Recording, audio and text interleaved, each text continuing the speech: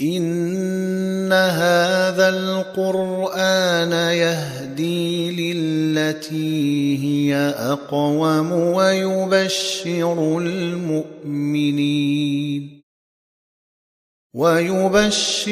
المؤمنين الذين يعملون الصالحات أن لهم أجرا كبيرا. بسم الله الرحمن الرحيم. الحمد لله رب العالمين والصلاة والسلام على أشرف المرسلين سيدنا محمد وعلى آله وصحبه أجمعين. Mes chers frères et sœurs, Assalamu alaikum wa rahmatullahi ta'ala wa barakatuh. Nous allons à travers cette vidéo évoquer donc les points d'articulation et on commence donc par makharij al-huruf al-asliya, donc les points d'articulation fondamentaux. Alors les points d'articulation, c'est en fait la base de la récitation correcte, comme le Coran a été révélé. C'est un point central pour la prononciation des lettres. Donc makhraj, comme son nom l'indique, ou makharij, eh bien en arabe, ça signifie donc la sortie de la lettre, et il y a plusieurs écoles, et la plus répandue, c'est celle de l'imam Ibn al-Jazari, rahimahullah, dans laquelle on retrouve 17 makhraj, que l'on distingue en deux parties, donc les points d'articulation fondamentaux, et les points d'articulation intermédiaires. Donc dans cette vidéo, nous allons évoquer les points d'articulation fondamentaux, puis dans une suivante, incha'Allah ta'ala, nous allons voir les points d'articulation intermédiaires. Alors, pour les points d'articulation fondamentaux, il y en a 5. Il y a tout d'abord ce qu'on appelle al-jawf, donc le vide interne à la bouche. Il y a également al-halq, donc la gorge. Il y a la langue, donc al-lisan. Il y a les lèvres, donc al-shafatayn. Et enfin, il y a le nez, donc tout ce qui peut être prononcé comme son à travers le nez. Alors, pour le premier point d'articulation fondamental, il y a donc al-jawf, et c'est l'espace vide à l'intérieur de la bouche. Donc, al-jawf, c'est l'espace vide à l'intérieur de la bouche. C'est de là que sortent les sons des prolongations, ce qu'on appelle al-huruf al-maddiyya. Par exemple, le son a, un alif avec une fatha prolongée, a. Ensuite, le son ou, donc le waw sakin précédé d'une dhamma, ou bien le son i, donc le ya précédé d'une kasra. Donc lorsque vous prononcez ces sons-là, vous le ressentez, eh bien, ce son est prononcé à travers cet espace vide interne à la bouche.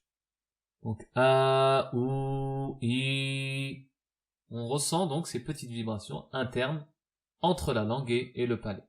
Ces trois sons ont donc pour makhraj al-jawf, et ne sont accompagnés d'aucun autre makhraj, et le son s'arrête justement jusqu'à épuisement de l'air. On les appelle également al-huruf al-hawa'iyya, en référence à l'air qui est utilisé pour les prononcer. Le deuxième point d'articulation fondamental, donc al-halq, la gorge, elle se distingue par trois parties. Il y a le fond de la gorge, donc aqsa al-halq, il y a le milieu, wasat al-halq, et enfin, il y a le début ou l'entrée de la gorge, ce qu'on appelle adna al-halq. Alors pour le fond de la gorge, ça correspond à la région du larynx, ce qu'on appelle en arabe al-hanjara, et de cet endroit sont prononcées les lettres hamza et ha. Quand je dis a, ha, ça c'est prononcé depuis le fond de la gorge. Ensuite, en ce qui concerne wasat al-halq, cela correspond à la région du pharynx ou de la glotte, et de cet endroit sont prononcées les lettres aïn et ha. Donc quand je dis ha, ces sons-là sont prononcés au milieu de la gorge. Enfin pour adna al-halq, donc l'entrée de la gorge, c'est l'endroit le plus proche des lèvres ou des dents, et de cet endroit sont prononcées les lettres raïn et kha, raïn, ra, ra, kha, kha. Donc ces deux lettres-là sont prononcées par la gorge au niveau de la glotte. Ces 6 lettres qui sont prononcées par la gorge, la hamza, le ha, le aïn, le ha, le raïn et le kha, c'est ce qu'on appelle donc huruf al-halq également. Pour huruf al-idhar.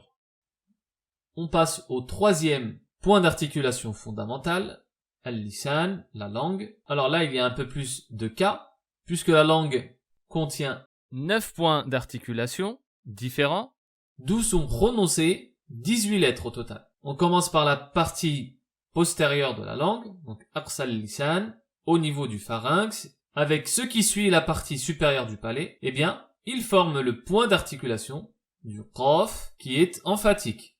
Qa, avec aqsa al-lisan, donc on prononce la lettre qaf et de façon emphatique. Pour la partie supérieure maintenant de la langue, légèrement en dessous du point d'articulation de la lettre qaf, avec ce qui suit de la partie supérieure du palais, forme justement le point d'articulation, cette fois-ci de la lettre kaf, qui est une lettre amincie. Le qaf est évidemment plus proche de la gorge que la lettre kaf. Ensuite, le point d'articulation suivant, c'est le milieu de la langue, donc wasat al-lisan, avec ce qui suit de la partie supérieure du palais. Il forme le point d'articulation du jim, de la lettre shin et de la lettre ya. Et ici, on parle de la lettre ya en tant que consonne et non en tant que voyelle. Alors attention à l'erreur classique sur la lettre jim, j. Il y a un petit dal phonétique juste avant le j, le son je. Donc j, j, et c'est pas ja, jou, j, mais c'est ja, ju, j. Le point d'articulation suivant, c'est un des bords, ou bien les deux de la langue, ce qu'on appelle hafatul lisan, qui s'appuie donc sur les molaires ou les prémolaires supérieurs, ce qu'on appelle l'adras. Eh bien, un des bords, ou bien les deux, ainsi que l'adras, donc les molaires ou les prémolaires, fournissent donc le point d'articulation de la lettre dad, bo, qui est une des lettres d'ailleurs assez difficile à prononcer, surtout lorsque elle porte un soukoun et qu'on s'arrête dessus. Le point d'articulation suivant, c'est le bord de la langue, ce qu'on appelle taraf al-lisan, qui va s'appuyer contre la muqueuse palatine. En associant ces deux éléments, on obtient le point d'articulation de la lettre lam. On dit la avec le bout de la langue et le début de la gencive supérieure interne. Alors, le suivant maintenant, la pointe de la langue cette fois-ci légèrement en dessous du lam et également qui va s'appuyer contre la gencive supérieure interne. Ça forme le point d'articulation de la lettre noun, na, un tout petit peu plus bas. Na, la, na. On sent bien, donc, les petits millimètres de différence entre ces deux points d'articulation. Sous le point d'articulation de la lettre noun, s'appuyant contre, encore une fois, la gencive interne supérieure et faisant vibrer le dos de la langue, ça nous donne la lettre ra. Ra. Donc on roule le ra une fois quand il est maftouh, madmoum ou maksour. En revanche, lorsqu'il est sakin, c'est arru. On ressent ces vibrations du bout de la langue, de la pointe de la langue, pour prononcer donc encore une fois la lettre ra. Le septième maintenant, c'est la pointe de la langue cette fois-ci qui s'appuie contre la gencive interne supérieure, donc juste au-dessus des incisives centrales, ce qui nous donne les lettres ta, da et to. Ces trois lettres-là ont le même makhraj. Alors le huitième point d'articulation, c'est la pointe de la langue, avec ce qui sépare les incisives centrales inférieures. Ça forme la lettre sad, la lettre sin et la lettre zay. Ces trois lettres-là, également, sont prononcées à l'aide de la langue. Et enfin, le neuvième, c'est la pointe de la langue qui s'appuie contre la pointe des incisives centrales supérieures et inférieures, et elles vont vibrer lors de la prononciation des lettres va, val et tha. Voilà donc pour ces points d'articulation provoqués donc par la langue. On poursuit avec le point d'articulation fondamental, les lèvres, ce qu'on appelle donc al-huruf al-shafawiyya. Donc al-shafatayn, ce sont les lèvres, et elles comprennent deux makhraj. Il y a l'intérieur de la lèvre inférieure, qui s'appuie contre la pointe des incisives centrales supérieures pour former le point d'articulation de la lettre fa, fatara, le son fa. Et le deuxième makhraj, c'est entre les deux lèvres se forme le point d'articulation, donc de la lettre waw, de la lettre ba et la lettre mim. Ces trois lettres-là utilisent donc les deux lèvres. Et petite remarque, je rappelle qu'on ne doit pas utiliser les lèvres autres que la prononciation de ces quatre lettres. Donc, lorsqu'il y a de l'emphase, par exemple, ce qui est très classique comme erreur, il y en a certains qui utilisent les lèvres pour donner plus d'emphase, ce qui est une erreur. Je dis so sans utiliser les lèvres, et je ne dis pas so.